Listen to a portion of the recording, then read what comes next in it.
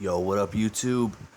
So, real quick, just wanted to speak on the Chris Jones and Vince Garza bullshit. And as of right now, today is the 5th of October. Everybody knows Chris has been taking down every video or trying to take down every video that has Vince in it. And I'm looking at the channel right now, and there's 889 videos left on the channel, down from like close to 1,300 videos, or somewhere between 1,200 and 1,300 videos. And right now there's only 889 videos on the channel, so he's taken down close to like somewhere between 300 and 400 videos, and there's still videos on the channel of Vince. Like, he's in there, he's the guy holding the camera in most of the videos, and you can still see his ass in the mirrors. Chris is making conversation with him. So I don't know that Chris really thought that shit through, because now he's if he's really trying to just make Vince disappear, and he's taking down every video that has Vince in it, he's still got to take down even more videos.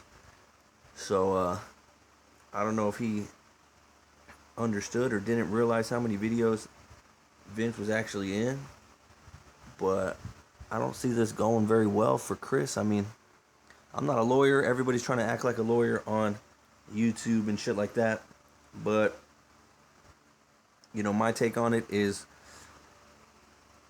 verbal contracts. I looked up Texas law. I'm pretty sure they're in Texas, and it is something that's legally enforceable, like a verbal contract.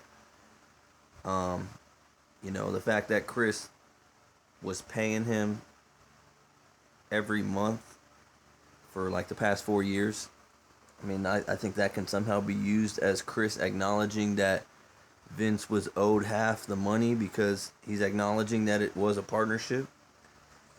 Like I said, I'm not a lawyer. These are just things that come to mind that Vince could use in his defense. To be honest, I think the whole fucking shit is getting out of control. I mean, this is something that could have been talked about in person between these two guys, but I think this was probably what his whole intentions were. He came, or he started to realize that he was the hot shot, or what actually happened is he let all the hippie motherfuckers that were hating on Vince since forever start to change the way Chris was thinking about Vince. So you add the hippie motherfuckers in with the money situation. Chris is, thinking to himself, maybe Vince is a fucking bum, and if I got rid of him, maybe I could keep all the money and shit like that. So maybe the hippie motherfuckers got to Chris and started to change his way of thinking. But like I said, this all should have been done outside of YouTube. And, Chris could have had this shit planned for years. He said, he just figured he'd stop or wouldn't hit up Vince or ask Vince why he wasn't making videos and blah, blah, blah. And then after so many years of that happening, he just make a video talking shit about Vince, because that's pretty much what happened. If you guys can't remember, Chris posted the first video throwing the little jab at Vince, saying he ain't done anything for 2 years. And then Vince made a response video to that, not even talking about money, just saying, I've been trying to hit you up and you're never available to work out with me, but you always find time to work out with all these other people. And then that's when Chris went off for no fucking reason and just went all out talking shit about Vince and all his personal shit. And, that's pretty much how it all started. Not to mention, Chris said he was never going to post on POG again because he had his own channel going. And then a week later, he's posting on POG again. Now he's taking over the whole goddamn fucking channel. So Chris is just kind of, back and forth. Like I've said before, he says one thing one day, and then he says it a completely different thing the next day.